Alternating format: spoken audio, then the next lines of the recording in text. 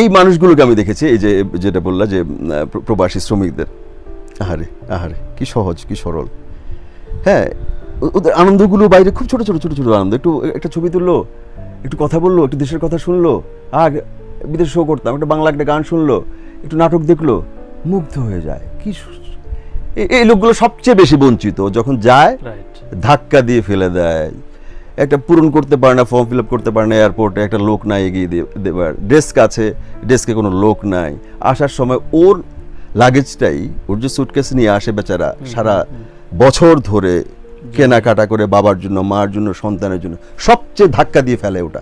কি আছে ভেতরে যায় না, ভেঙে চুরে যায় কিনা, এবং এত অবহেলার দৃষ্টিতে তাকায়। আমার ওই যে কেন বললাম কথাটা, আমার হচ্ছে পর্যবেক্ষণ বিষয়টা আমার অনেক বেশি। এটা রিপোর্টিং এর কারণে, যেহেতু জার্নালিজম করতাম আমি, অ্যাজ এ রিপোর্টার এই বিষয়গুলো আমার সবসময় একটা মানুষকে আমি পড়ার চেষ্টা করতাম।